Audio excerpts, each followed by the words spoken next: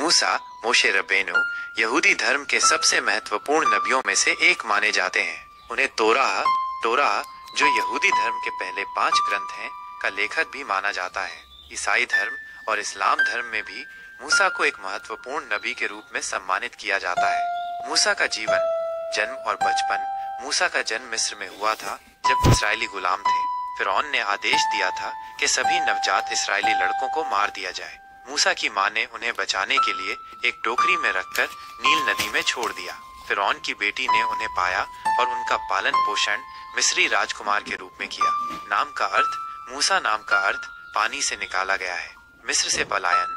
बड़े होने पर मूसा ने एक मिस्री को एक इस्राएली गुलाम को मारते हुए देखा और गुस्से में आकर उस मिस्री की हत्या कर दी। अपनी जान बचाने के लिए मूसा मिद्यान भाग गए। परमेश्वर से साक्षात्कार। मिद्यान में मूसा ने एक जलती हुई झाड़ी में परमेश्वर से साक्षात्कार किया। परमेश्वर ने उन्हें इस्राएलियों को मिस्र की गुलामी से छुड़ाने और उन्हें वादा किए गए देश तक ले जाने का आदेश दिया। फिरौन से सामना। मूसा और उनके भाई हारून ने फिरौन से कई बार इस्राएलियों को छोड़ने का अनुरोध किया, लेकिन फिरौन ने इनकार कर दिया। इसके बाद मिस्र पर कई विपत्तियां आईं। लाल सागर का विभाजन। अंततः परमेश्वर ने मूसा को लाल सागर को 2 भागों में विभाजित करने की शक्ति दी, जिससे इस्राएली सुरक्षित रूप से दूसरी ओर जा सके। जब फिरौन की सेना ने उनका पीछा किया तो पानी वापस आ गया और वे डूब गए। सिनाई पर्वत। इस्राएली सिनाई पर्वत पहुंचे, जहां मूसा को परमेश्वर से 10 आज्ञाएं मिली।